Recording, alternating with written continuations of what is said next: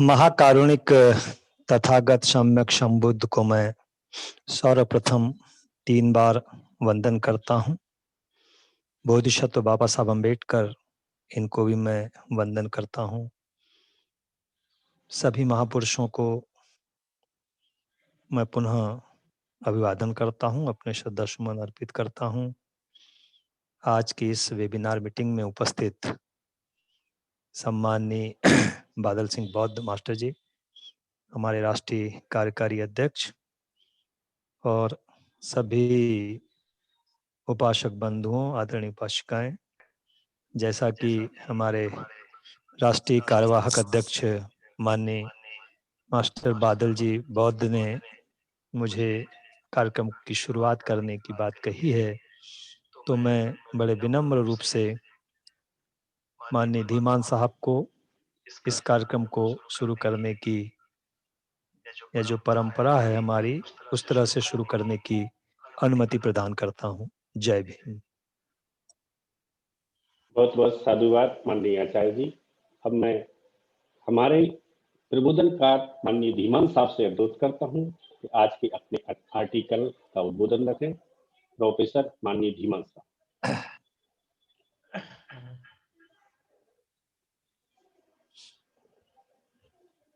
धन्यवाद माननीय बादल सिंह बौद्ध जी। ये हमारा एक माइक है जो आप अनम्यूट कर दीजिए। जी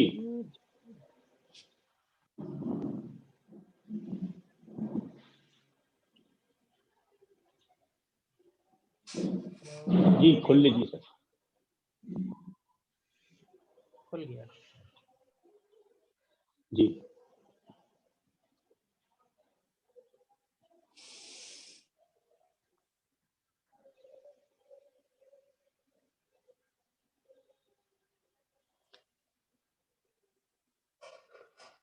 अदरक का भी देख लो, जो खराब हो गए ना, हाँ तो उनको फेंक दो, वहां वहीं सड़ाने से कोई मतलब नहीं है। हरा धनिया है कि नहीं? ठीक है।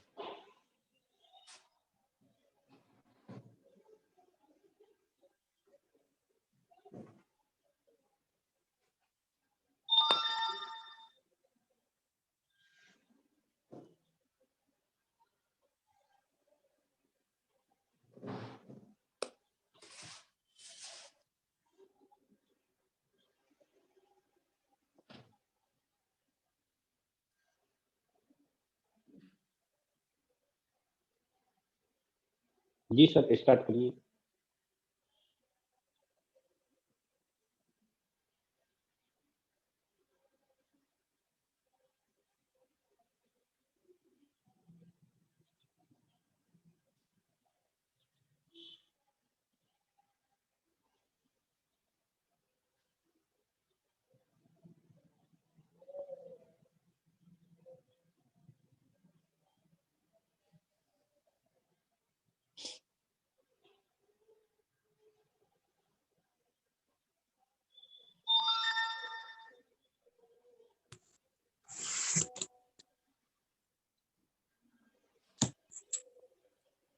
नमस्कार साथियों, Rashtriya Bauddha Mahasabha welcome you in this constitutional webinar. Rashtriya Bauddha महासभा आप सभी साथियों का इस संवैधानिक वेबिनार में स्वागत करती है।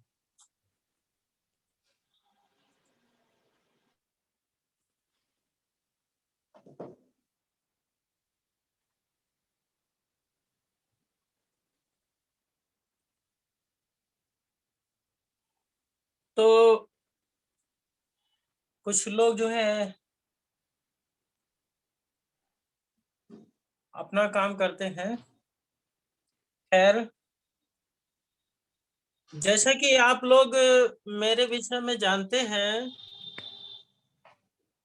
मैं अपने विषय में परिचय दूं उससे पहले आज राष्ट्रीय बौद्ध महासभा के इस कार्यक्रम की अध्यक्षता कर रहे माननीय अध्यक्ष महोदय जी और संचालन कर रहे हैं माननीय बादल सिंह बौद्ध जी और पूरे देश प्रदेश शहरों गांवों कस्बों से जुड़े हुए राष्ट्रीय बौद्ध महासभा के पदाधिकारी कार्यकर्ता एवं उपासक और उपासिकाओं, आप सभी लोगों का मैं स्वागत अभिनंदन करता हूं। नमो बुद्धाय, जय भीम। जय भीम सर। नई पीढ़ी पुरानी पीढ़ी से शिक्षा ग्रहण करती है। यह राजनीतिक शास्त्र का एक सिद्धांत है और जैसा हम करते हैं वैसा ही हमारे बच्चे करते हैं। तो अगर जो है हमारी पुरानी पीढ़ी मजदूरी करती है तो इस बात की बहुत ज्यादा संभावना है कि आने वाली पीढ़ी भी मजदूर बनेगी। परंतु अगर जो है हमारी वर्तमान पीढ़ी शिक्षा ग्रहण करती है, पठन पाठन में रहती है, अध्ययन अध्यापन में रहती है, भारतीय संविधान का अध्ययन करती है, तो निश्चित रूप से उसके आने वाली जो पीढ़ी है, बच्चे हैं, उनके भी अध्ययन अध्यापन के क्षेत्र में बने रहने की संभावना है। इसलिए हमारे भारत देश को वैज्ञानिक शिक्षा की आवश्यकता है। वैज्ञानिक शिक्षा से ही मानव कल्याण संभव है।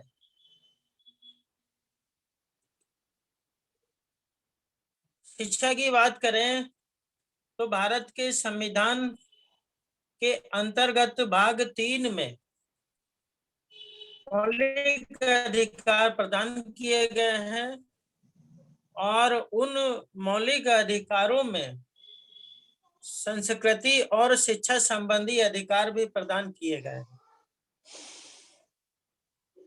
आज हम लोग संस्कृति और शिक्षा संबंधी अधिकारों पर चर्चा करेंगे।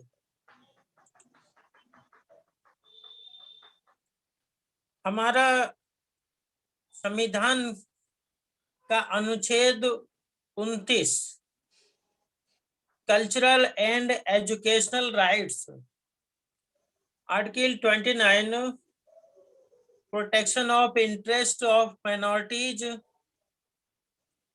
Sub clause 1 any section of citizens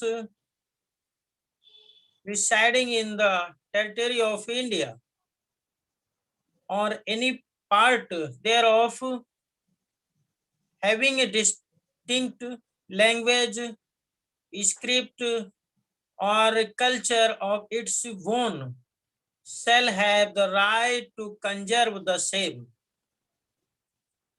sub clause 2 है इसका, no citizen shall be denied admission into any educational institution maintained by the state or receiving aid out of state funds on grounds only on religion, race, caste, language, or any of them.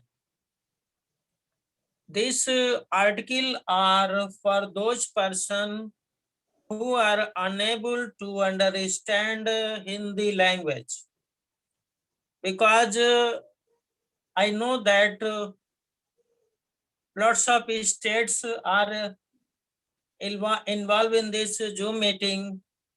Jammu Kashmir है, पंजाब है, उत्तर प्रदेश है, मध्य प्रदेश है, सभी भारत के अधिकतर प्रदेशों के लोग जुड़े हुए हैं। लैंग्वेज की प्रॉब्लम हो सकती है, इसलिए इंग्लिश में ये जो है कंटेंट्स रखा गया है और हिंदी में मैं इसको जो है भी रखा हुआ हूं, तो उसको भी आप समझ लीजिए। संस्कृति और शिक्षा संबंधी अधिकार, आर्टिकल 29 अल्पसंख्यक वर्गों के हितों का संरक्षण। सब क्लॉज 1 कहता है भारत के राज्य क्षेत्र या उसके किसी भाग के निवासी नागरिकों के किसी अनुभाग को जिसकी अपनी विशेष भाषा, लिपि या संस्कृति है, उसे बनाए रखने का अधिकार होगा। दूसरा पॉइंट है इसमें कि राज्य द्वारा पोषित या राजनिधि से सहायता पाने वाले किसी शिक्षा संस्था में प्रवेश से किसी भी नागरिक को केवल धर्म, मूल, वंश, जाति, भाषा या इनमें से किसी के आधार पर वंचित नहीं किया जाएगा। ये आर्टिकल 29 के अंदर 2 महत्वपूर्ण बिंदु समाहित किए गए हैं। अब संक्षेप में हम लोग इस आर्टिकल पर जाने से पूर्व इसकी जो है बैकग्राउंड की तरफ जाते हैं कि ऐसे कौन से कारण, कौन सी परिस्थितियां उत्पन्न हो गई जिसकी वजह से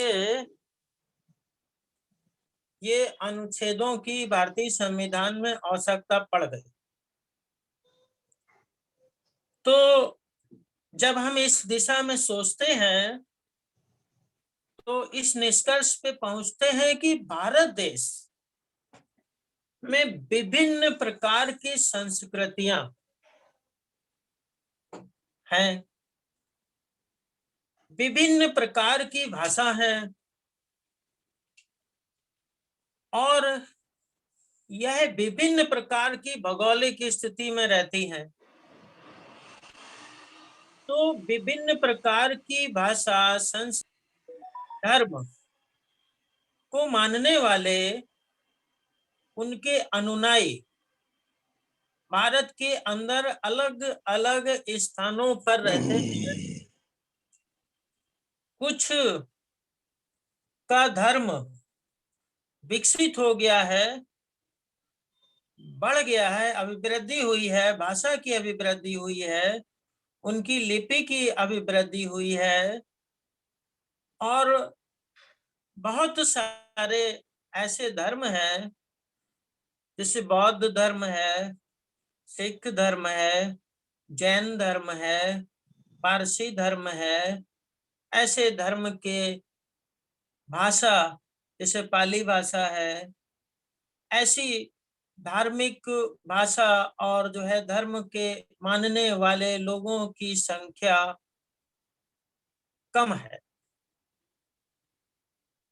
विभिन्न क्षेत्रों में रहते हैं। तो ऐसी भाषा को संरक्षण प्रदान करना है, ऐसे लिपि को संरक्षण प्रदान करना है, ऐसी संस्कृति को संरक्षण प्रदान करना है। क्यों करना है? एक बहुत ही पुराना मुहावरा है, वह क्या है? वह यह है कि बड़ी मछली छोटी मछली को खा जाती है। यह सर्वविदित है, आम जन में प्रचलित है कि बड़ी मछली छोटी मछली को खा जाती है। तो ऐसी स्थिति में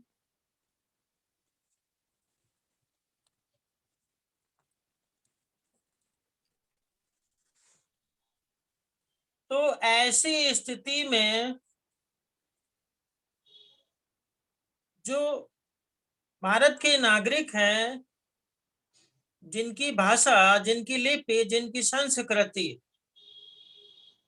बहुत ज्यादा भारत के कोने कोने में नहीं बोली जाती है, भाषाई आधार पे वो अल्पसंख्यक हैं, लिपि के आधार पे वो अल्पसंख्यक हैं, संस्कृति के आधार पे वो अल्पसंख्यक हैं, ऐसे लोगों की को प्रोटेक्शन की आवश्यकता है, संरक्षण की आवश्यकता है। क्यों आवश्यकता है? क्योंकि छोटी मछली को बड़ी मछली खा जाती है। तो ये जो संरक्षण की आवश्यकता है, प्रोटेक्शन की आवश्यकता है, उन कारणों से जो है भारत के संविधान के अनुच्छेद 29 में सब क्लॉज 1 के अंतर्गत भारत के नागरिकों को जो भाषा, लिपि या संस्कृति के आधार पर अल्पसंख्यक है, उनको अपनी भाषा, लिपि या संस्कृति को बनाए रखने का अधिकार। इसीलिए इसमें लिखा हुआ अल्पसंख्यक वर्गों के हितों का संरक्षण। और दूसरा पॉइंट है कि राज्य द्वारा पोषित या राज्य निधि से सहायता पाने वाले किसी शिक्षा संस्था में प्रवेश से किसी भी नागरिक को केवल धर्म, मूल वंश, जाति, भाषा या इनमें से किसी के आधार पर वंचित नहीं किया जाएगा। कहने का मतलब है ऐसे कॉलेजेस, ऐसे शिक्षण संस्थान जिनकी फंडिंग राज्य द्वारा की जाती है या स्वयं राज्य द्वारा संचालित किए जा रहे हैं, उनमें धर्म, मूल वंश, जाति के आधार पर, भाषा के आधार पर किसी भी नागरिक को एडमिशन लेने से नहीं रोका जा सकता है। इस संबंध में एक केस का मैं एग्जाम्पल देना चाहूंगा कि एक केस था स्टेट ऑफ मद्रास बनाम चंपा करण दौर राजन। इस केस के अंतर्गत जो है एक ब्राह्मण जाति के स्टूडेंट को प्रवेश से वंचित कर दिया गया था। उसने न्यायालय का दरवाजा खटखटाया। न्यायालय ने जो है निर्णय दिया कि धर्म, मूल वंश, जाति या भाषा के आधार पर किसी भी नागरिक को प्रवेश से वंचित नहीं किया जा सकता। इस संबंध में हम लोग कुछ नहीं, पूर्व के लेक्चर में चर्चा कर चुके हैं। आर्टिकल 30 के ऊपर हम लोग चर्चा करेंगे। आर्टिकल 29 और आर्टिकल 30 को एक साथ ही पढ़ा जाता है और पिछले लेक्चर में समय अभाव के कारण जो है, व्यस्तता बहुत होने के कारण जो है आर्टिकल 30 रह गया था। तो today we will discuss article 29 and article 30। ये एक कम्बो पैक है। तो we will discuss today cultural and educational rights, article 30, rights of minorities to establish and administer educational institutions. All minorities, whether based on religion or language, shall have the right तो बहुत से मैंने लिए तो अपना काम दे दिए। देखो मेरा कुछ नहीं है, बस बात खत्म। अब तुम 2 मिनट पहुंचा दो, मैंने फोन कर दिया। लाइट बंद कर दो, बस लाइट बंद। 2 मिनट भाई किसी का माइक चल रहा है अपना बंद कर लीजिए, या कोई टीवी चल रहा है। 2 मिनट पहुंचा, मेरा बेटा आ गया बड़ा वाला। देखिए जो भी चला रहा है उसको बंद कर दीजिए अपनी तरफ से, बादल Singh ji. I was just telling you about the Article 30. All minorities, whether based on religion or language, shall have the right to establish and administer educational institutions of the choice next है, in making any law providing for the compulsory acquisition of any property of an educational institution established and administered by a minority referred to in Clause 1, the state shall ensure that the amount fixed by or determined under such law for the acquisition of such property is such as would not restrict or abrogate the right guaranteed under that clause. Subclause 2, where the state shall not in granting aid to educational institution discriminate against any educational institution on the ground that is under the management of a minority, whether based on religion or language. These contents for those person who are unable to understand Hindi. And I will tell you in Hindi language, संस्कृति और शिक्षा संबंधी अधिकार, article 30, शिक्षा संस्थाओं की स्थापना और प्रशासन करने का अल्पसंख्यक वर्गों का अधिकार।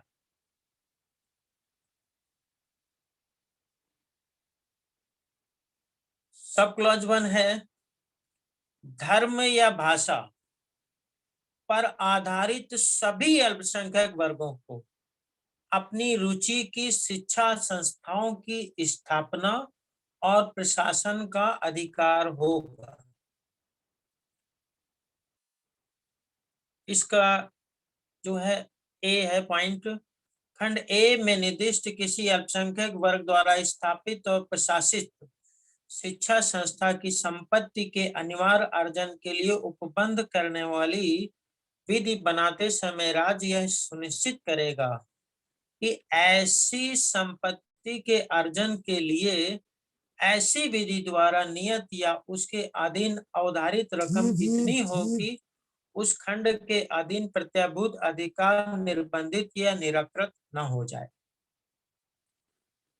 इसी में 30 का जो है सब क्लॉज 2 है, शिक्षा संस्थाओं को सहायता देने में राज्य किसी शिक्षा संस्था के विरुद्ध इस आधार पर विभेद नहीं करेगा कि वह धर्म या भाषा पर आधारित किसी अल्पसंख्यक वर्ग के प्रबंध में है।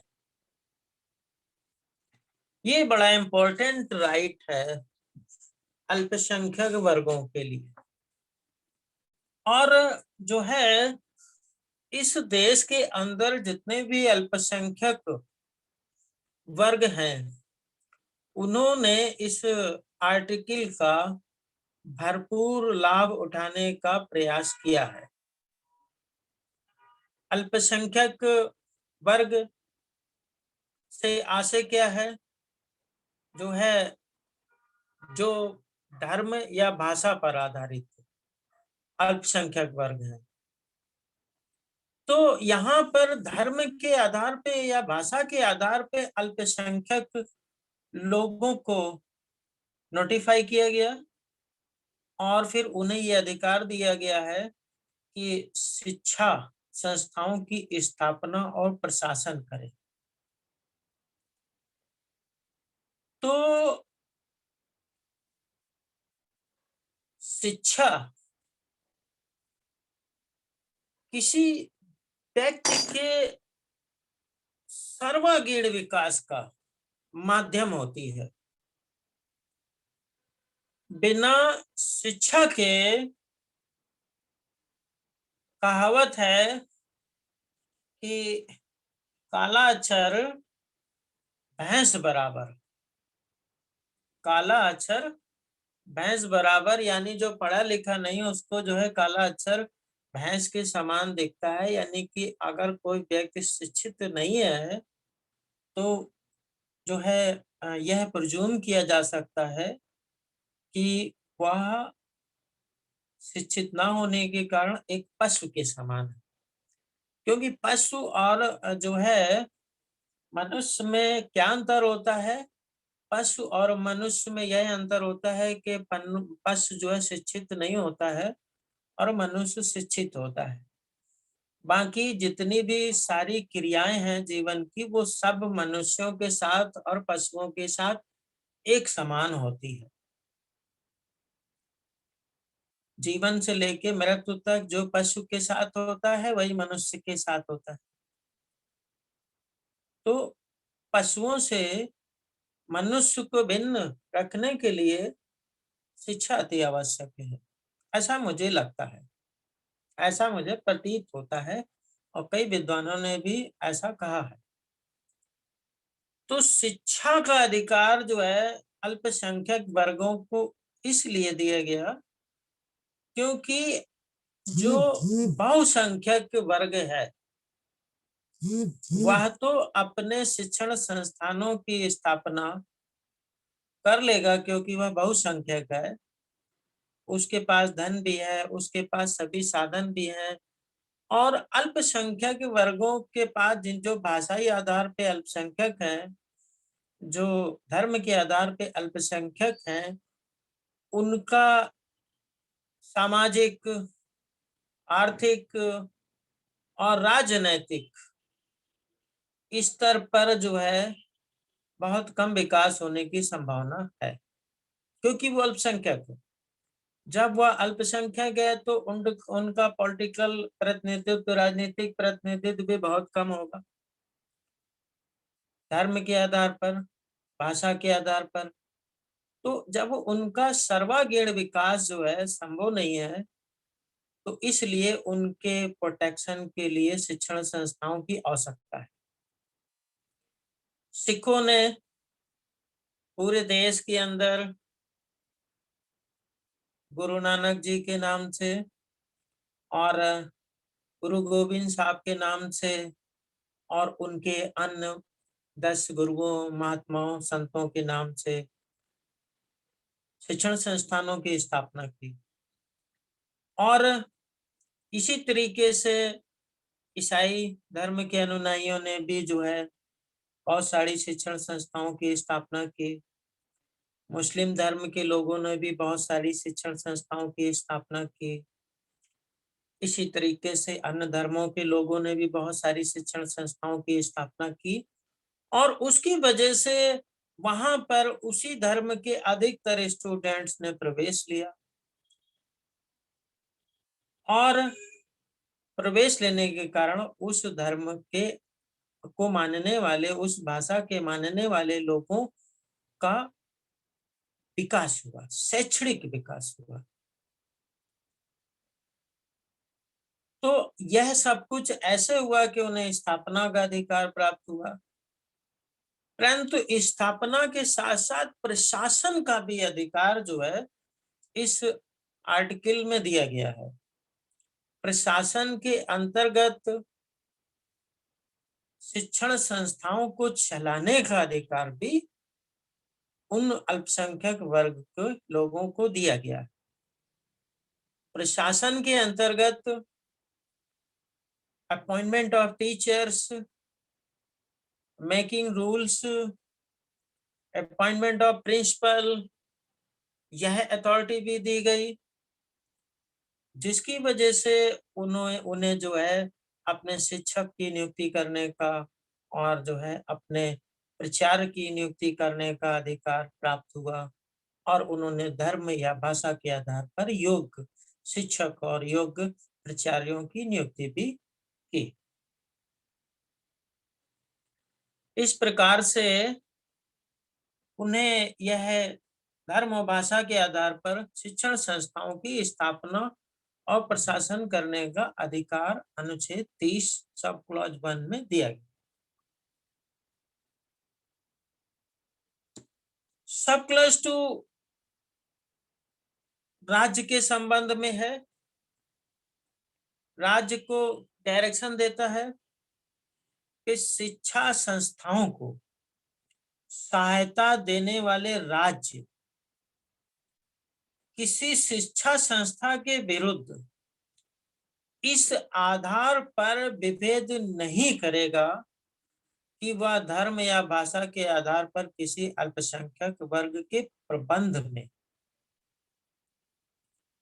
कहने का मतलब this article is for the state, ये स्टेट को डायरेक्शन देता है, राज्य को, कि कोई भी शिक्षण संस्थान जो अनुच्छेद 30 सब क्लॉज 1 के अंतर्गत स्थापित हुआ है, अनुच्छेद 30 सब क्लॉज 1 के अंतर्गत, प्रावधान के अंतर्गत स्थापित हुआ है और उसका प्रशासन किया जा रहा है, ऐसे अल्पसंख्यक वर्गों के शिक्षण संस्थानों को राज्य धर्म या भाषा के आधार पर विभेद नहीं करेगा कि वह उसको जो सहायता प्रदान की जाती है उस सहायता में विभेद करे, जो बहुसंख्यक हैं उनकी शिक्षण संस्थानों को वह धन आवंटित करे, परंतु अल्पसंख्यक शिक्षण संस्थानों को इस आधार पे वह धन आवंटित न करे कि भाई ये तो आपका खुद का जो है अल्पसंख्यकों का जो है शिक्षण संस्थान है और यह धर्म और भाषा के आधार पर जो है निर्मित किया गया है, इसलिए इसको जो है राज्य सहायता नहीं देगा। तो ऐसा राज्य नहीं कह सकता, ऐसा राज्य नहीं कर सकता है। अगर ऐसा करता है तो उसको करने से रोकने के लिए ही ये अनुच्छेद 30 सब क्लॉज 2 बनाया गया है, ताकि वो ऐसा ना कर पाए।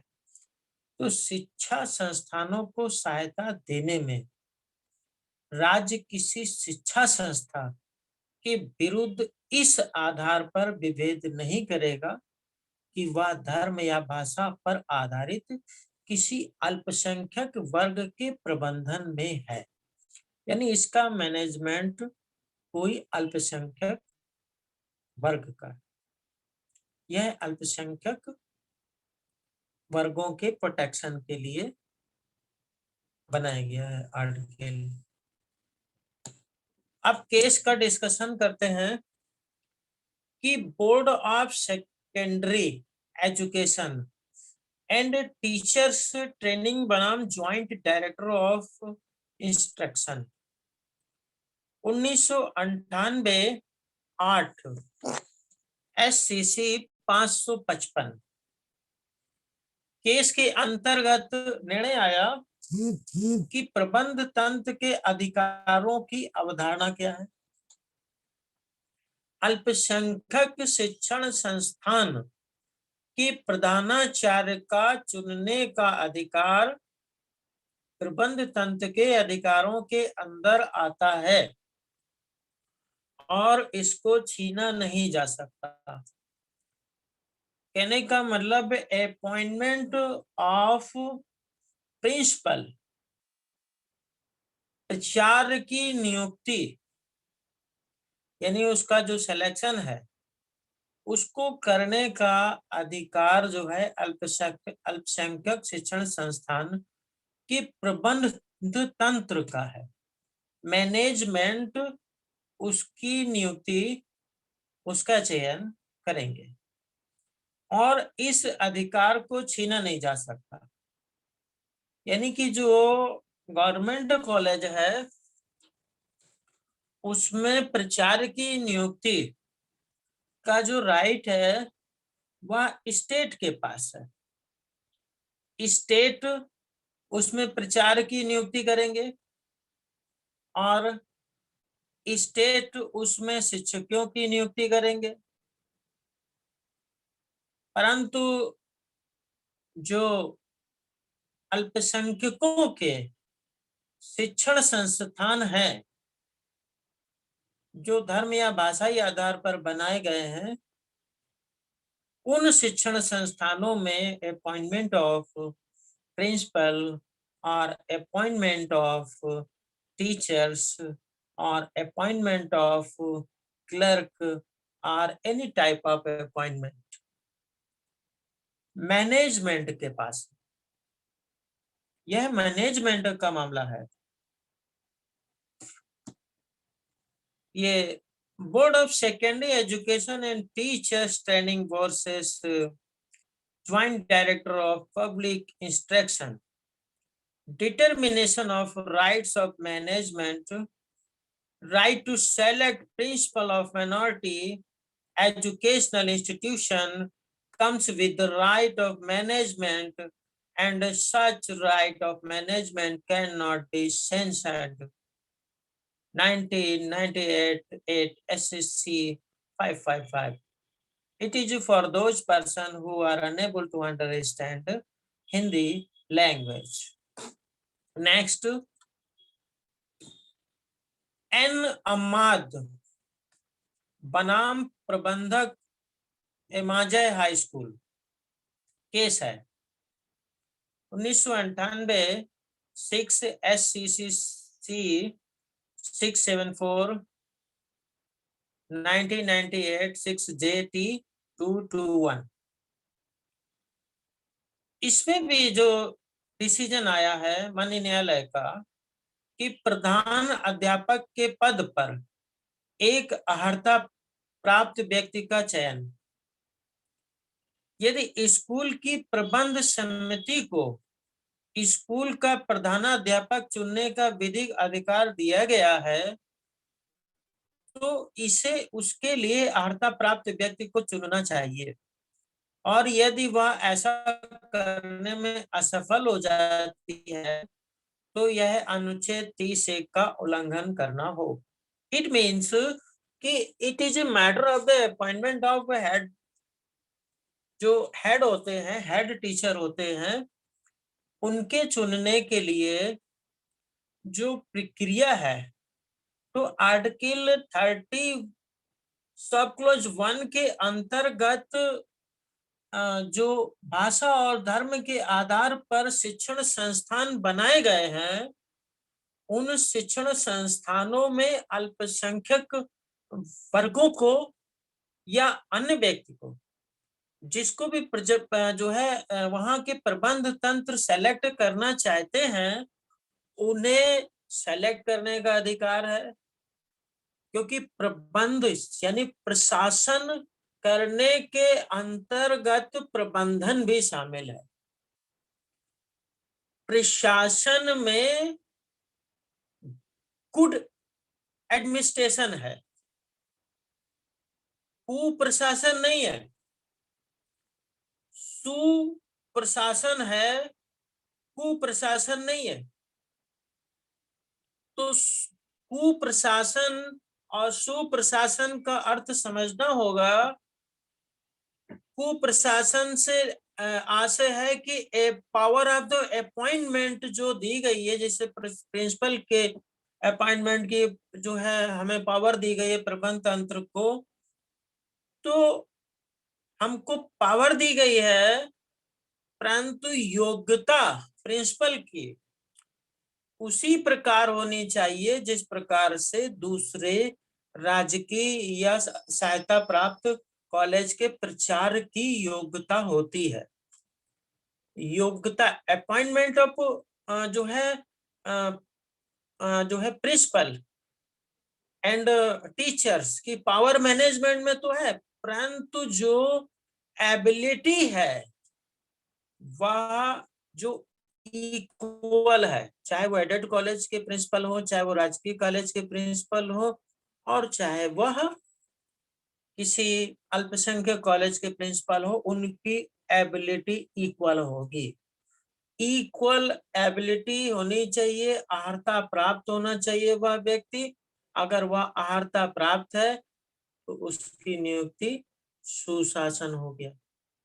अगर वह व्यक्ति अर्हता प्राप्त नहीं है और उसको जो है नियुक्त किया जाता है, चयन किया जाता है, तो ऐसा व्यक्ति उस पद पर जो है नियुक्त करने के लायक नहीं है, और फिर यह प्रक्रिया जो है कुप्रशासन कहलाएगी। तो जब वह कुप्रशासन की परमिशन आर्टिकल 30 सब क्लॉज 1 नहीं दे रहा, वह हमको जो परमिशन दे रहा है कि भाषा या धर्म के आधार पर अल्पसंख्यक वर्गों को अपने शिक्षण संस्थान की स्थापना करने का अधिकार है। We have to right to establish the educational institution। दूसरा प्रशासन करने का अधिकार है। तो जो है प्रशासन नहीं हो रहा, वह जो है क्या होगा, वो प्रशासन होगा। इस तरीके से इसमें केस के अंदर ये कहा गया कि यदि स्कूल की प्रबंध समिति को स्कूल का प्रधान अध्यापक चुनने का विधिक अधिकार दिया गया है, तो ऐसे तो इसे उसके लिए अर्हता प्राप्त व्यक्ति को चुनना चाहिए, और यदि वह ऐसा करने में असफल हो जाता है तो फिर आर्टिकल 30 सब क्लॉज 1 का उल्लंघन होगा, ऐसा सुप्रीम कोर्ट ने इस केस में कहा। And I will tell those person who are unable to understand Hindi language, N. Ahmad versus Manger, Image High School, 1998 6 SCC 674, 1998 6 JT 221. Validity of selecting a qualified person for post of head master.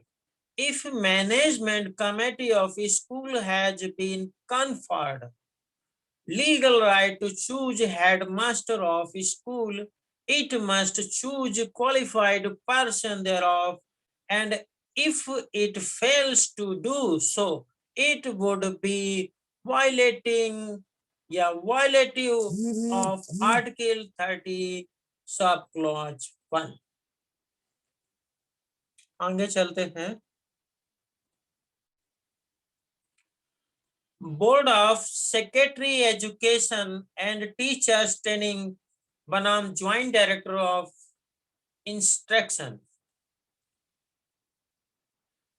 ये case discuss कर चुके हैं हम लोग।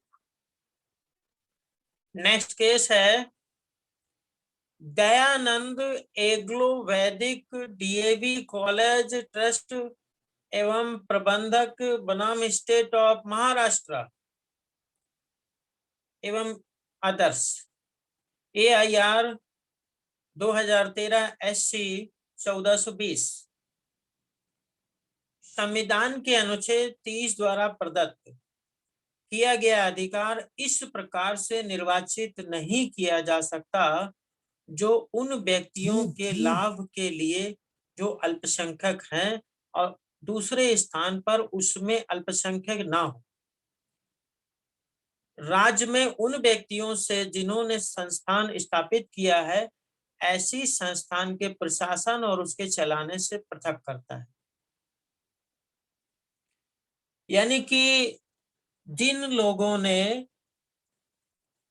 भारतीय संविधान के अनुच्छेद सब क्लॉज 1 के अंतर्गत शैक्षणिक संस्थानों की स्थापना की है, उनके अधिकारों को इस तरीके से जो है प्रदान किया जाएगा ताकि वे उन अधिकारों का अधिक से अधिक लाभ ले सके।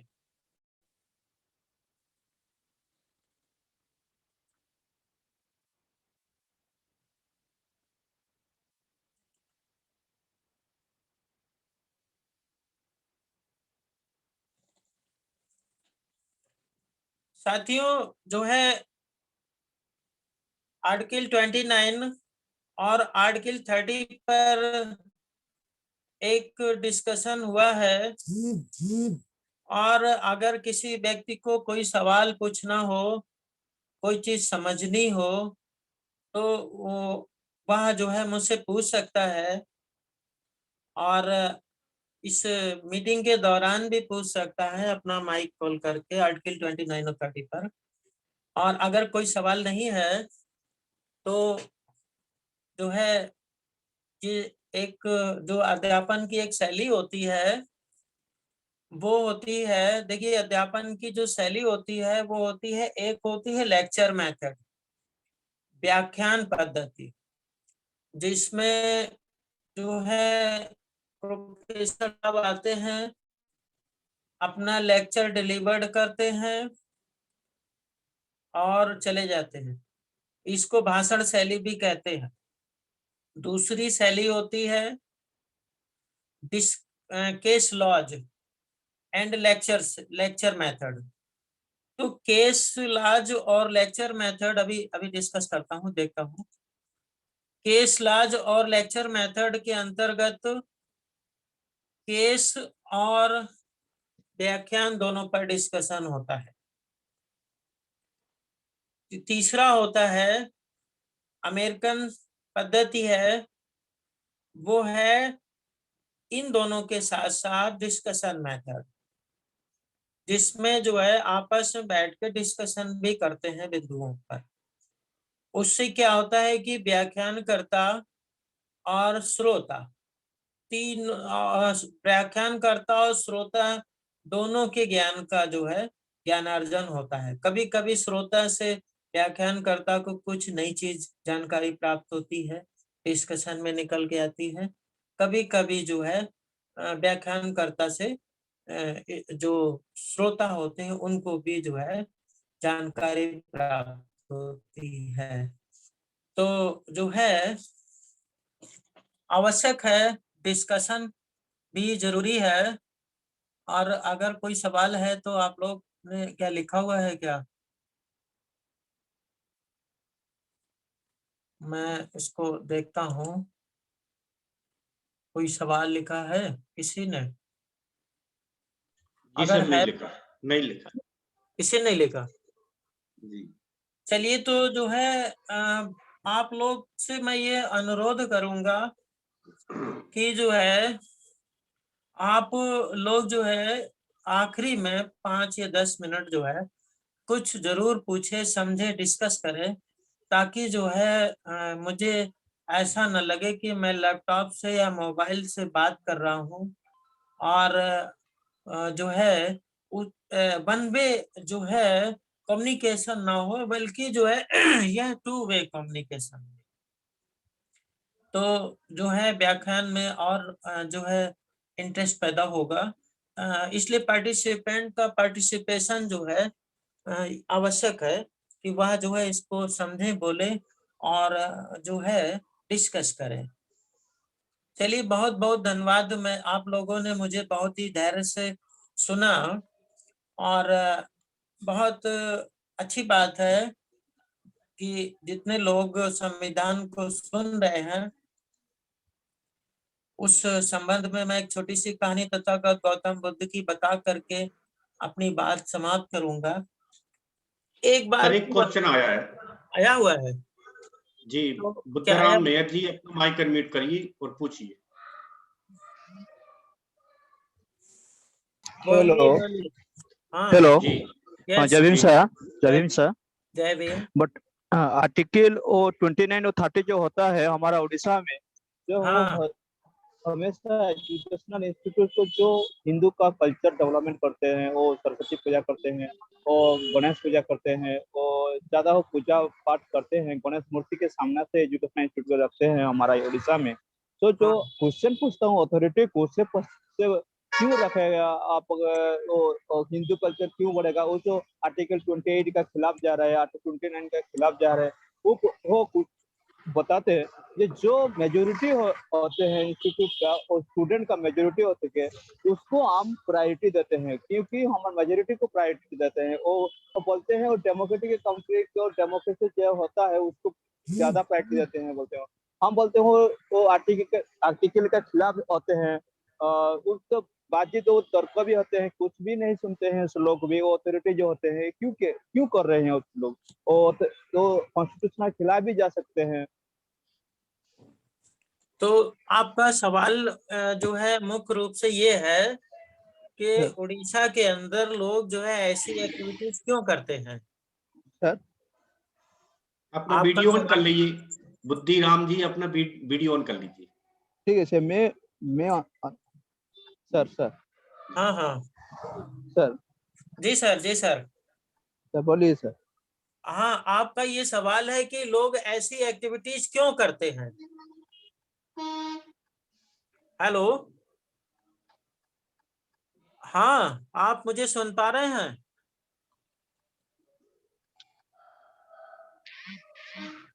Hello, hello, are you listening me? I am audible? खैर, मैं जो है इस सवाल का जवाब देना चाहूंगा कि वो ऐसा क्यों करते हैं, ये तो वही बता सकते हैं, है ना। क्योंकि जो व्यक्ति जो काम को कर रहा है उसको करने का उसका कारण क्या है, ये वही बता सकता है। मैं विधियों को के इंटरप्रिटेशन के लिए जो है व्याख्यान करने के लिए आपके समक्ष उपस्थित हूँ। परंतु आपके इस सवाल के जवाब में मैं एक बात कोड कर चुका हूँ पहले ही, और वह यह कोड कर चुका हूँ कि बड़ी मछली, ध्यान से सुनिएगा, बड़ी मछली छोटी मछली को खा जाती है। एक समुंदर में बड़ी मछली छोटी मछली को खा जाती है, इसलिए छोटी मछलियों को बड़ी मछलियों से बचने के लिए प्रोटेक्शन की जरूरत होती, संरक्षण की जरूरत होती है। इसलिए संविधान में धर्म, भाषा, संस्कृति, लिपि के आधार पर ये अल्पसंख्यक वर्गों को संरक्षित करने का प्रयास किया गया है, ताकि बड़ी मछली छोटी मछली को ना खा जाए। क्लियर है? वो डिस्कनेक्ट हो गए सर, डिस्कनेक्ट हो गए वो जी। है, डिस्कनेक्ट हो गए, उनकी इंटरनेट प्रॉब्लम है, नेट प्रॉब्लम। कोई बात नहीं, कोई बात नहीं, दूसरे लोगों ने उनके सवाल को सुना है और ये जवाब रिकॉर्ड हो रहा है जी। तो आई वाज टेलिंग यू कि जो है भारत के संविधान के अंदर जो है अनुच्छेद 29 और 30 की आवश्यकता इसीलिए पड़ी क्योंकि बड़ी मछली छोटी मछली को खा जाती है, ये सर्वविदित है। तो छोटी मछलियां भी संरक्षित रहे, यानी कि जो अल्पसंख्यक हैं, भाषा के आधार पे, धर्म के आधार पे, लिपि के आधार पे, संस्कृति के आधार पे, उनकी धर्म, लिपि, संस्कृति, भाषा संरक्षित रहे, वो भी भारत के अंदर जीवित रहे, वो भी एजुकेशन ले, उनका भी सर्वांगीण विकास हो। इस उद्देश्य से जो है आर्टिकल 29 और जो है 30 रखा गया है, उनकी शैक्षणिक संस्था को स्थापना करने के लिए और उसका संचालन करने के लिए, ताकि छोटी मछली को बड़ी मछली ना खा पाए। सर और कोई क्वेश्चन है किसी का? सर उसका कोई तोलाज है क्या? है? उसका that is the problem of Odisha Educational Institute. What can I say you question? But this problem can you solve in the student? Can you action for Odisha student in particular of the institution?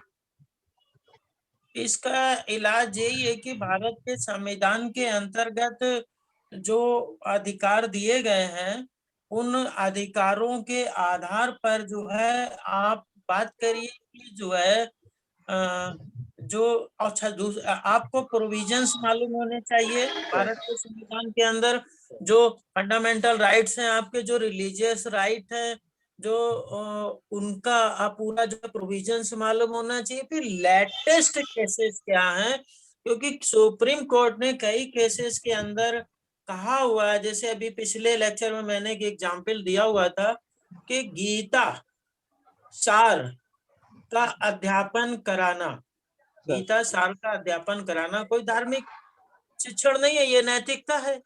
तो ये कोई धर्म नहीं माना उन्होंने। तो अगर supreme court of India के द्वारा जो लेटेस्ट डिसीजन आ रहे हैं उसको दृष्टिगत रखते हुए और भारत के संविधान के अंदर जो प्रावधान है उनको दृष्टिगत रखते हुए जो है वहां पर आप अपनी बात रखेंगे तो बात बन जाएगी। लेकिन मुझे ऐसा प्रतीत होता है कि हम अगर अल्पसंख्यक हैं तो हमें अपने शिक्षण संस्थान खोलने चाहिए पूरे देश के अंदर, और उन शिक्षण संस्थानों में आपको अपना प्रबंधन करने का खुद अधिकार है। आप तथागत गौतम बुद्ध की वंदना कीजिए, आपको कौन रोक रहा है ना? आप तथागत गौतम बुद्ध की फोटो रखिए, आपको कौन रोक रहा? आप जो है वहां का प्रबंधन करिए, आपके पास अधिकार है प्रबंधन का, आपके पास अधिकार है उसको बनाने का, संस्था को। तो सकारात्मक ओर से जो है आप अपने धर्म, अपने जो है भाषा, अपनी लिपि की अभिवृद्धि के लिए प्रयास करिए। जब आप जो है एक छोटी रेखा, एक बड़ी रेखा के सामने, एक बड़ी रेखा जो है उसके सामने उसको छोटा करना चाहते हैं, तो उसको मिटाने की बजाय उसके नीचे एक और बड़ी पैरेलल रेखा खींच दीजिए तथागत गौतम बुद्ध की, वो रेखा खुद ब खुद छोटी हो जाएगी। ये है सकारात्मक दृष्टिकोण। बहुत बहुत धन्यवाद माननीय प्रोफेसर साहब, Thank you. आपने सकारात्मक उत्तर दिया हमारे साथी को। मैं सहमत हूं कि वो सहमत हुए होंगे, और आपके धन्यवाद के साथ ही मैं अध्यक्ष जी उद्बोधन के लिए माननीय भारती साहब से अनुरोध करता हूं कि अध्यक्ष जी उद्बोधन रखें। माननीय भारती साहब, राष्ट्रीय अध्यक्ष महोदय से अनुरोध है कि अध्यक्ष जी उद्बोधन रखें। सभी संत गुरुओं को नमन करते हुए, मैं भी 1 मिनट हुई है, 1 मिनट भी पूरी नहीं हुई घर पहुंचे हुए। रास्ते में चल रहा था गाड़ी में, प्रोफेसर साहब का पूरा लेक्चर मैंने सुना है। बहुत ही मार्मिक, बहुत ही ज्ञानवर्धन बातें उन्होंने कही है। उनको बहुत बहुत धन्यवाद, उनका बहुत बहुत आभार। और समय समय पर वेबिनार का संचालन करना, होस्ट करना, हमारे माननीय राष्ट्रीय कार्यकारी अध्यक्ष जी बादल सिंह बौद्ध जी का भी बहुत बहुत आभार, और जितने साथी जुड़े हैं उन सबका भी बहुत बहुत आभार। इस निवेदन के साथ कि कल बाबा संत गाडगे जी की जन्म जयंती है, और चूंकि हमें मान्यवर काशीराम साहब के मूवमेंट को आगे ले जाना है, मान्यवर कांशीराम साहब का सदैव ये कहना रहा कि हजारों जातियों में बटे हुए समाज को संगठित करना बहुत जरूरी है। तो जब बटे हुए समाज को संगठित करना है, तो 6743 जातियों में जन्मे संत गुरुओं को भी आदर सम्मान देना हमारी बहुत ज्यादा जरूरत भी है और नैतिकता भी है। तो संत बाबा गाडगे बाबा साहब डॉक्टर अंबेडकर जी से उम्र में बड़े थे, लेकिन उसके बावजूद भी वो उनके बहुत बड़े फॉलोवर थे, और अनुसूचित जाति की उत्तर प्रदेश के हिसाब से वो दिवाकर समाज में आते थे, मध्य प्रदेश के हिसाब से वो ओबीसी समाज में आते थे। तो उनकी जन्म जयंती है, तो उसके चीफ गेस्ट हमारे बहुजन समाज के बाम सेफ के समय से जुड़े हुए जो LIC में डेवलपमेंट ऑफिसर हैं, श्रद्धेय RP सिंह साहब, बहुत लंबे समय से वो मिशन से जुड़े हैं, वो उसके चीफ गेस्ट हैं। और कल शाम 6 बजे से ये कार्यक्रम जूम पे रहेगा। तो मैं अपने सभी सहयोगी साथियों से अनुरोध करना चाहता हूं कि एक एक दो दो साथियों को अवश्य कल जोड़ें, और बाबा संत गाडगे जी की जन्म जयंती के अवसर पर हम उनके जीवन संघर्ष पर चर्चा करेंगे और उनको श्रद्धा सुमन अर्पित करेंगे। मैं ये निवेदन करना चाहता हूं, और साथ ही मास्टर बादल सिंह बोस साहब से निवेदन करना चाहता हूं कि सभ्य सत्ता के माध्यम से आज की इस वेबिनार को के कार्यक्रम को समापन कराने का कष्ट करें। पुनः एक बार फिर आरसी धीमान साहब का बहुत बहुत आभार, बहुत बहुत धन्यवाद। नमो बुद्धाय, जय भीम। जय भीम, नमो बुद्धाय। सभी साथियों से अनुरोध है कि अपने माइक को अनम्यूट कर सकते हैं। मैंने ऑप्शन खोल दिया है, सभी साथी अपने माइक को अनम्यूट कर सकते हैं। और अब हम आज के कार्यक्रम को धम्म पालन गाथा सभ्य सत्ता से समाप्त करेंगे। सभी साथियों से अनुरोध है कि अपने दोनों हाथ जोड़कर हम सभ्य सत्ता एक साथ बोलें। सभ्य सत्ता सुखी होन्तु, सभ्ये हन्तु चखे मेनो, सभ्ये भद्राणि पश्यन्तु, मा किञ्चित् दुःखमाप्नुयात्। सभ्ये सत्ता सुखी होन्तु, चखे मेनो, सभ्ये भद्राणि पश्यन्तु, मा किञ्चित् दुःखमागमः। सभ्ये सत्ता सुखी होन्तु, सभ्ये हन्तु चखे मेनो, सभ्ये भद्राणि पश्यन्तु, मा किञ्चित् दुःखमागमः। साधु साधु साधु साधु नमामि, धम्मं नमामि, धम्मं नमामि, संघं नमामि। आज के वेबिनार के समापन की घोषणा की जाती है। सभी साथियों को सादर नमो बुद्धाय, जय भीम। नमो बुद्धाय, जय भीम।